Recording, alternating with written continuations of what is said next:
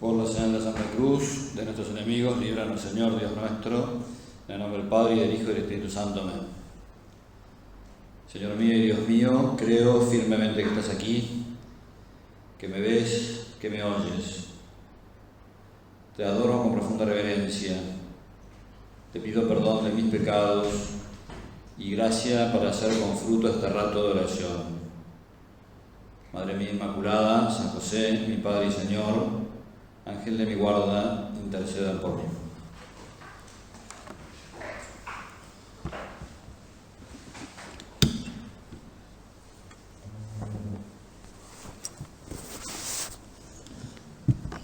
El Papa Francisco con muchísima frecuencia nos recuerda que Dios nos ha primereado.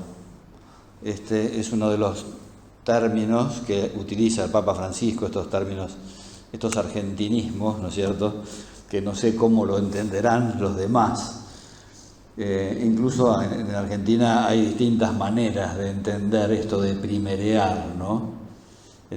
Cuando yo era joven, primerear era el primero que había visto a una chica, tenía derecho, digamos, sobre los anteriores. Yo primereé, yo la vi primero, la invité primero, era un poquito... Bueno, el Papa lo utiliza ¿en qué sentido? En el sentido de que Dios siempre nos gana de mano. ¿Por qué nos gana de mano? Porque Él es eterno y nosotros no. Nosotros hemos venido a este mundo cuando el mundo ya estaba funcionando, ¿no? También cuando nosotros nos muramos, el mundo va a seguir funcionando. Hay un tango que dice: tus ojos se cerraron y el mundo sigue andando. Así dice el tango. Bueno, es decir, Dios nos gana siempre. ¿Por qué es esto? Porque Dios es fiel a sí mismo.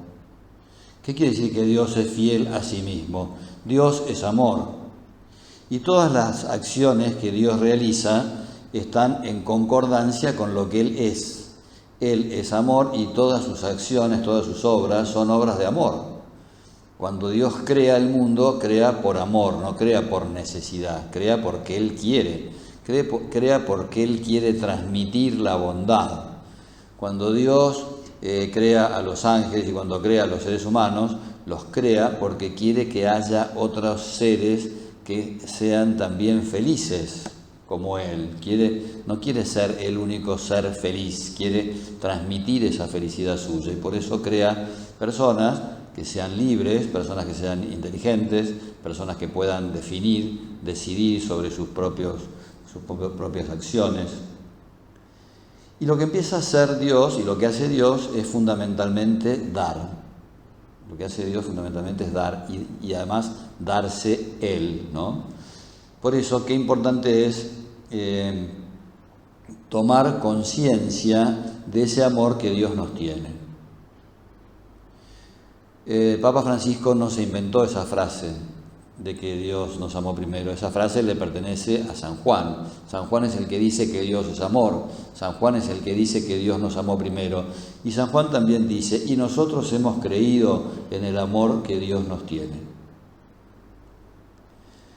Bueno, yo en realidad no es este el tema del que quiero hablarles. Quiero hablarles de la Virgen y de San José. Pero ¿por qué hago esta introducción? Yo hago esta introducción porque lo primero que hace Dios con María es hacerle regalos. Y lo primero que Dios hace con San José es hacerle regalos. Después les va a pedir algo. Después va a encomendarles una misión. Después los va a asociar a sus proyectos, ¿no? Pero primero empieza dándoles. Cuando el ángel se aparece a María y le da el mensaje, ¿cómo la saluda? Le dice: Dios te salve llena de gracia. No le dice Dios te salve María. Sí, no se llamaba María, se llamaba Miriam. Pero Miriam es un nombre que ella tiene junto con muchas otras Miriam, ¿no es cierto? Bueno, pero ¿qué es lo que a ella la hace irrepetible? ¿Quién era ella hasta ese momento? Hasta ese momento era la persona a la que Dios había inundado con su gracia.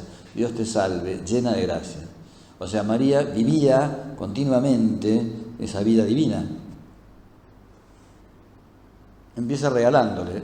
Y después de recordarle que ella es la llena de gracia, le anuncia lo que Dios tiene preparado para ella, ¿no? ¿Y qué es lo que hace con San José? Primero le regala una mujer maravillosa de la que él se enamora. Yo pienso que es imposible conocer a María, un hombre joven que conozca a una mujer joven como María y que no se enamore, que sea su esposo. O sea, digamos, no es una pura elucubración, él era su esposo. O sea, no era el padrino, no era el primo. No, alguien decía, José es el único hombre que amó con amor de esposo a la madre de su Dios. Me encantó esa frase, me pareció absolutamente redonda. Y uno dice, ¿esto cómo es esto? ¿No? Primero, por ejemplo, hay personas que, por supuesto, que no creen que María haya sido virgen. Acá está el partido, ¿cómo me venís con esta historia? Estamos en el siglo XXI. Hay gente que no lo cree. Bueno, okay, nosotros creemos que sí, que así fue, ¿no? Otros dicen, bueno, pero ¿qué clase de esposo es el esposo que no tiene relaciones sexuales con su mujer? ¿Eso es un verdadero matrimonio? Podríamos pensar. Y la única manera de que eso sea un verdadero matrimonio es que realmente se hayan cedido ellos el derecho al propio cuerpo, lo que se define habitualmente como lo propio del matrimonio, lo que se llama el ius in corpus, es decir, cuando una persona, un hombre le niega a la mujer o la mujer le niega al hombre el derecho sobre el propio cuerpo, entonces si se lo niega para siempre, ahí no puede haber matrimonio, ¿no? Bueno, entonces, ¿qué es lo que, para que haya un verdadero matrimonio, tiene que haber habido realmente una cesión de derechos, un haber dicho te acepto como esposo, le tiene que haber dicho ella, y él le tiene que haber dicho te acepto como esposa. Lo que pasa es que ella tenía su compromiso y ella sabía que su esposo iba a respetar su decisión. Y él confiaba en que ella también iba a vivir de acuerdo a ese compromiso. A veces se pinta, ¿no es cierto?, a la persona, a la figura de San José como un hombre grande, encorvado, ¿no es cierto?, que andaba con bastón, con barba larga, porque la idea era, podríamos decir, como preservar la imagen de María como virgen, como podríamos decir, solamente era posible que esto sucediera si él era un viejo. Esa es, podríamos decir, como la mentalidad que llevaba a pintarlo a San José de esta manera. Alguien decía, bueno, un viejo no podría ir 270 kilómetros desde Nazaret hasta Belén en lomo de burro, no podría ir de Belén a Egipto, ¿no es cierto? No, tiene que ser un hombre joven, tiene que ser un hombre fuerte, tiene que ser un hombre que tenga resistencia. Para poder defender a alguien que es perseguido hay que tener fuerza, fortaleza física, ¿no? Bueno, ¿por qué hablo yo de todas estas cosas? ¿Por qué mezclo todas estas cosas? Mezclo todas estas cosas porque solamente el amor es el que es capaz de conseguir determinados objetivos. Dios no le entregó a María a una persona que tenía una voluntad férrea. No nos dice que tenga una voluntad férrea, dice que era el esposo, es decir, alguien que estaba comprometido, alguien que amaba de verdad, ¿no es cierto? Bueno, entonces a mí siempre me ha llamado poderosamente la atención que a los matrimonios se les ponga como modelo una mujer que es virgen y un hombre que es virgen. Y uno dice, ¿cómo es esto? ¿Con qué se come esto? Y a las vírgenes y a los que viven en celibato se les pone como modelo a un hombre y una mujer que están unidos en matrimonio. ¿Cómo es esto? Yo no voy a dar una interpretación auténtica de todo esto, yo simplemente voy a... estamos intentando hacer un ratito de oración, ¿no?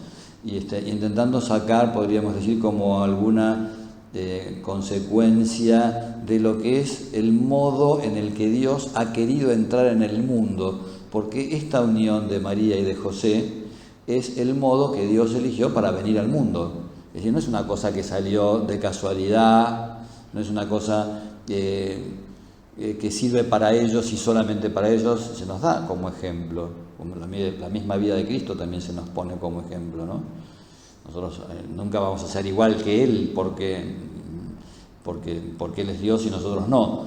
Tampoco vamos a ser igual a la Virgen, solo ella es la llena de gracia. Quizás tampoco seamos idénticos a San José porque el tipo era un tipazo, o sea, no es fácil. Ahora, sí, la Iglesia nos lo pone como ejemplo, porque se ve que hay cosas que sirven como ejemplo para el resto de los mortales, para los ciudadanos de a pie, o como diría el Papa Francisco, para el santo de la puerta de al lado, ¿no? O sea, para la persona de la calle, para la persona corriente, ¿no? Una vez le preguntaron a Juan Pablo II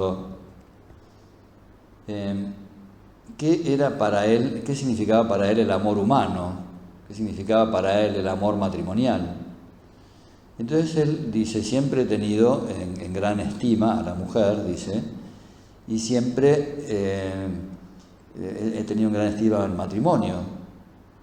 Pero hubo un momento en el que yo descubrí que Dios a mí me pedía otra cosa distinta. Pero siempre estuve en contacto con esas parejas de novios, con esas chicas y esos chicos que se conocían, que se enamoraban. Y siempre consideré que era una misión del sacerdote acompañarlos en ese camino de amor humano. Entonces dice, yo, bueno, los acompañaba, nos reuníamos, bautizaba a sus hijos, los casaba, compartía con ellos sus alegrías, sus dolores.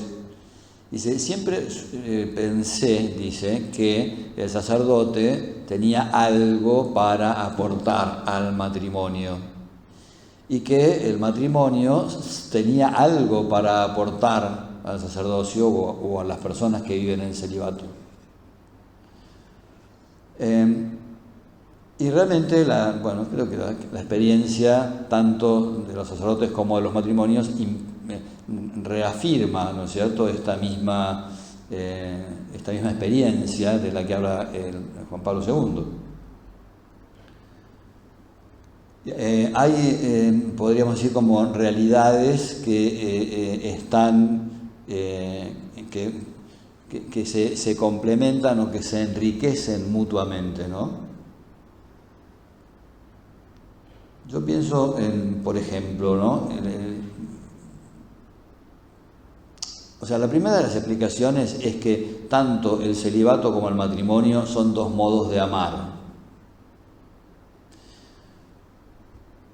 De vez en cuando la gente dice, claro, hay personas que eligen amar y otras personas que eligen ser célibes, como si las personas célibes hubieran elegido no amar. Error. El celibato no es para no amar, es para amar de otra manera distinta. El Papa Benedicto XVI, en un momento determinado, haciendo una oración a San José, dice, José, enséñanos a amar sin poseer. Muy interesante. Me acaba de venir a la cabeza un diálogo entre Munstock y Rabinovich. Eran dos abogados que estaban dialogando, ¿no? Entonces uno le dice, ¿sabe, doctor? Estuve pensando. Y el otro le dice, muy interesante, doctor. Bueno, está bueno que nosotros pensemos acerca de todas estas realidades, ¿no? Bueno, entonces, fíjense, José, enséñanos a amar sin poseer. Interesante esto, ¿no?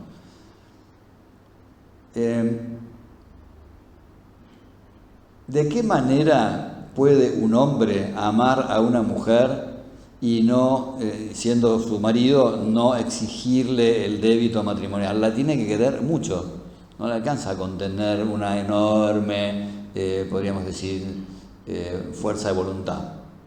No, la tiene que querer mucho para poder decir, bueno, mira, quédate vos aquí, yo me quedo acá, trabajamos juntos, hacemos... No es lo habitual, pero hay momentos en la vida en que eso es necesario.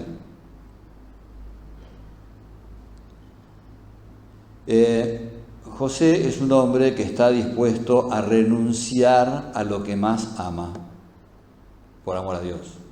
Fíjense, este es el tema, ¿no? Evidentemente, la primera decisión que José toma es: yo a esta mujer no me la pierdo por nada del mundo, aunque ella esté allá y yo acá, no me la pierdo por nada del mundo. Fíjense qué maravilla, ¿no?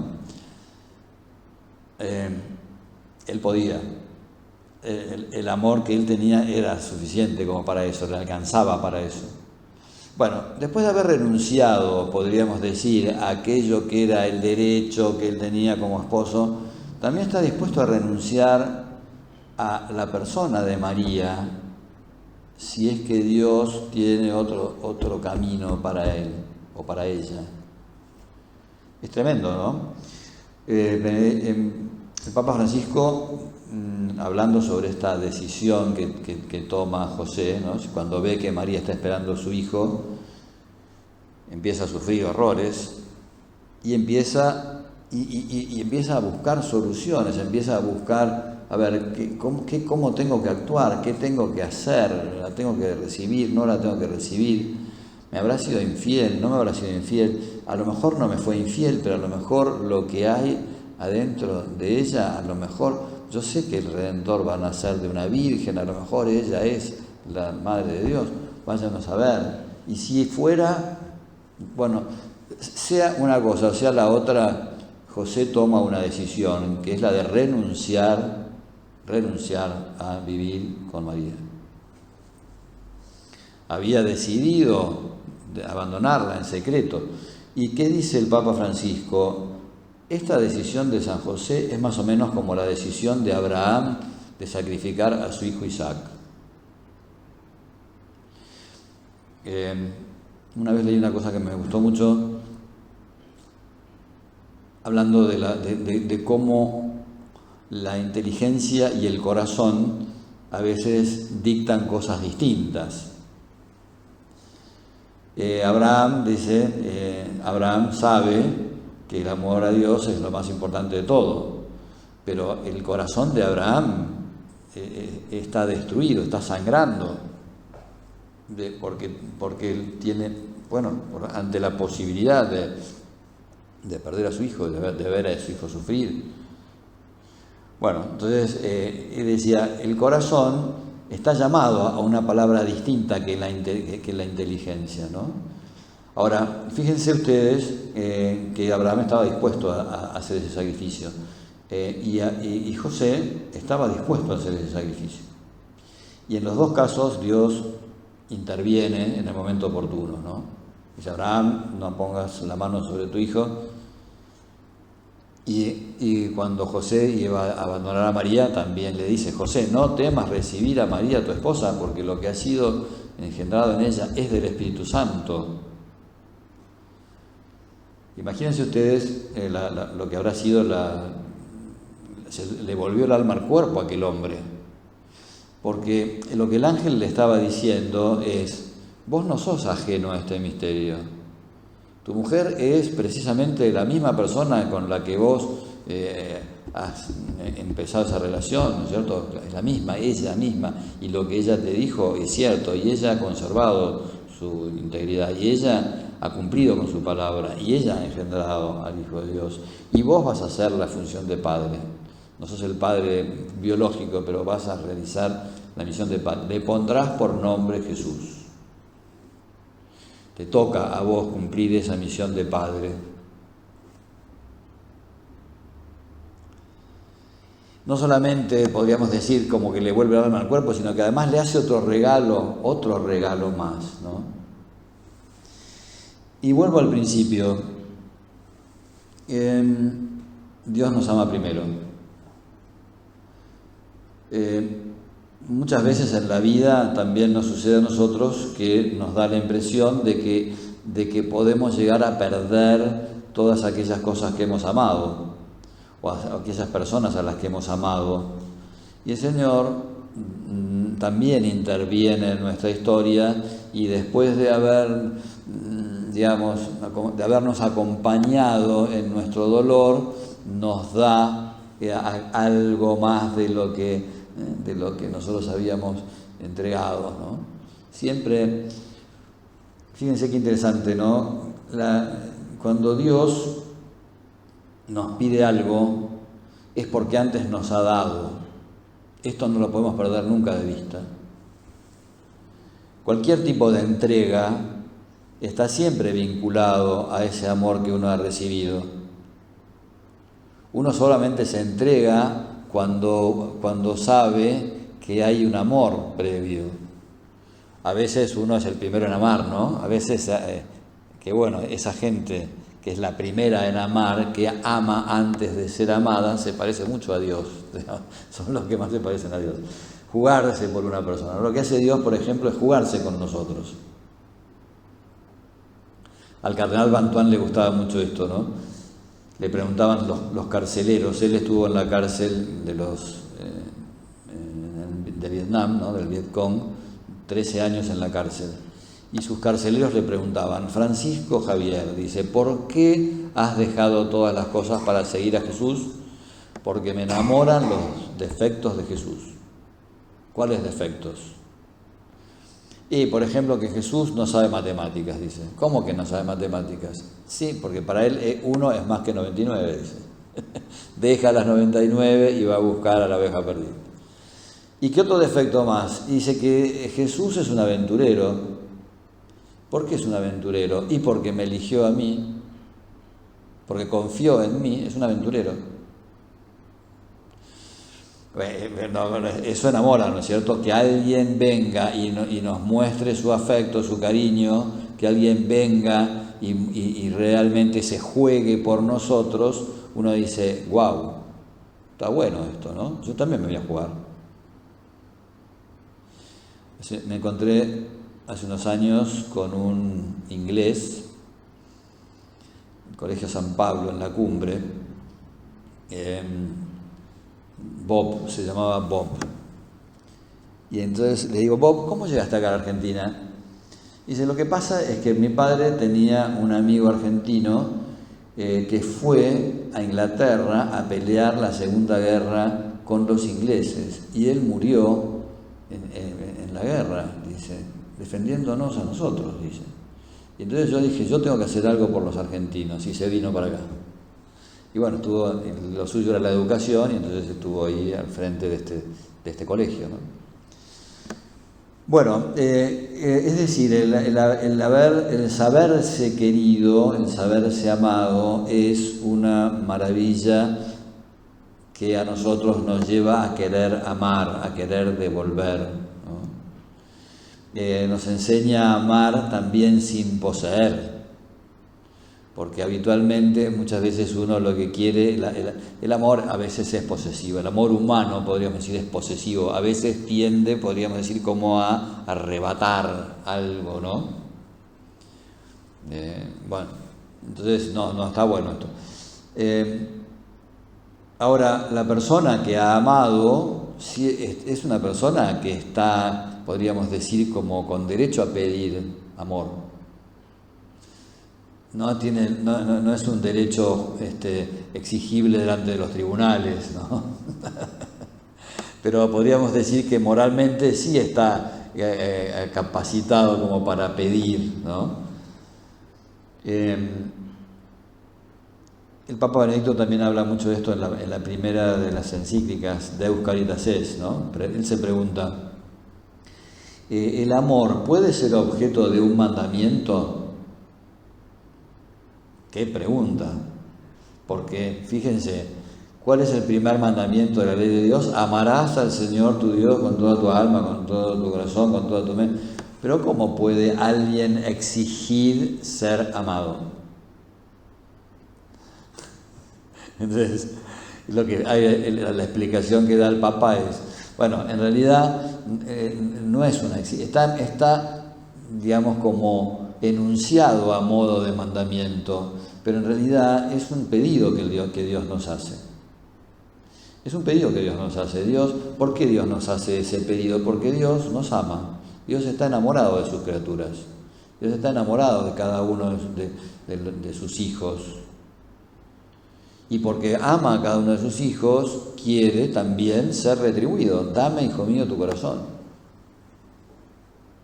Por tanto, más que mandárnoslo, lo que está haciendo es pidiendo nuestro corazón, Él nos está pidiendo nuestro amor, pidiendo nuestro corazón. Él nos está demostrando. Por eso es que importante que es esta segunda parte, ¿no? Dios nos amó primero, primera parte, y nosotros hemos creído en el amor que Dios nos tiene, esa segunda parte, ¿no? ¿Por qué nosotros le decimos a Dios que sí? Detrás de toda respuesta positiva a Dios, ¿qué es lo que hay? Lo que hay es la seguridad de saberse amado.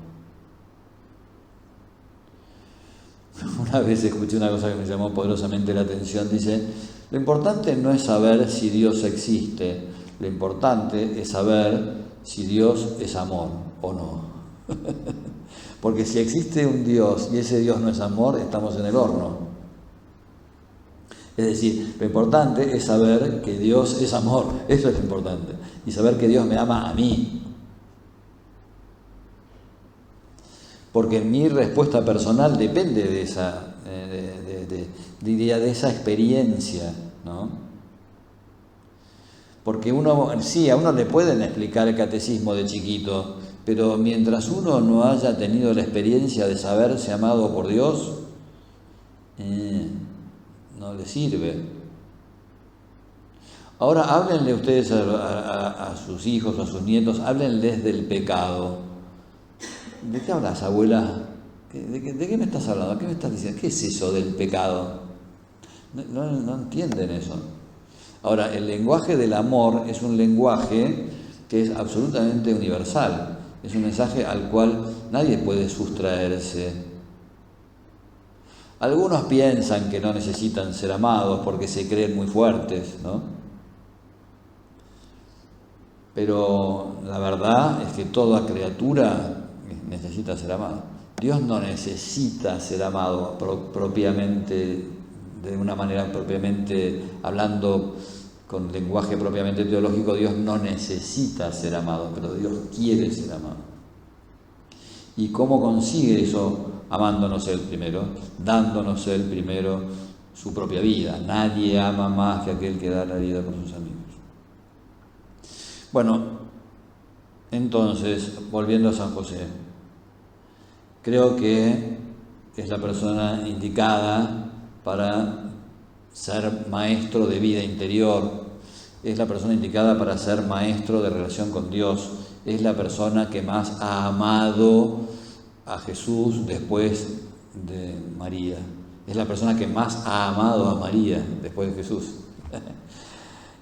Bueno, y también vieron que San José es patrono, bueno, tiene un montón de títulos, ¿no? Pero también San José es patrono de la Iglesia Universal. Y acá quiero detenerme 2 minutitos. ¿Por qué? ¿Qué relación hay entre San José y la Iglesia? Podríamos decir, la Iglesia todavía no había sido fundada. Cuando Jesús muere, José ya no vivía. Y uno dice, bueno, decir, la Iglesia no había nacido todavía. Bueno, lo que pasa es que así como Jesús cuidó la vida física de Jesús, como cuidó su cuerpo físico, también la Iglesia es el cuerpo místico de Jesús. Y Jesús considera que lo que le sucede a su Iglesia le sucede a Él.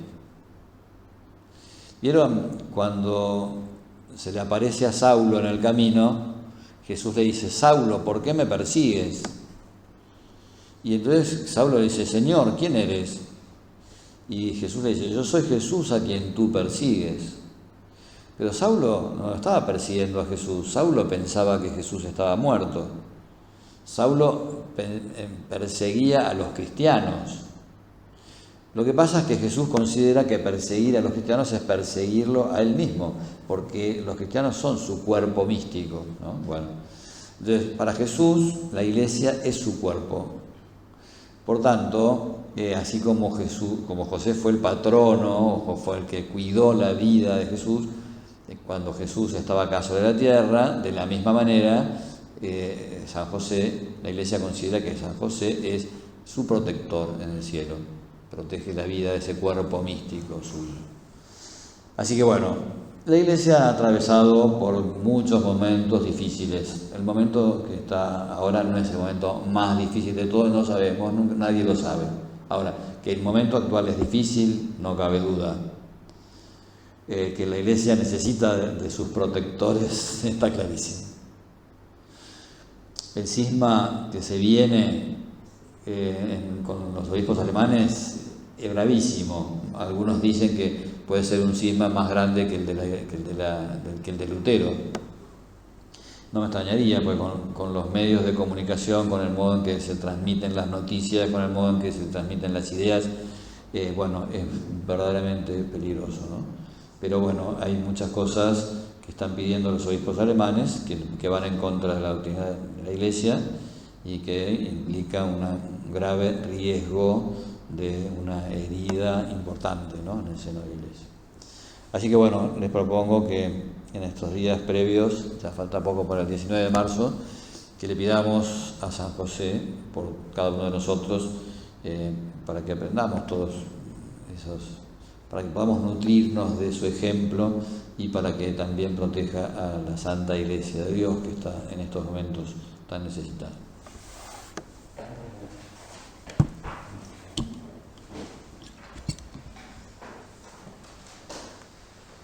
Te doy gracias, Dios mío, por los buenos propósitos, afectos e inspiraciones que me has comunicado en esta meditación.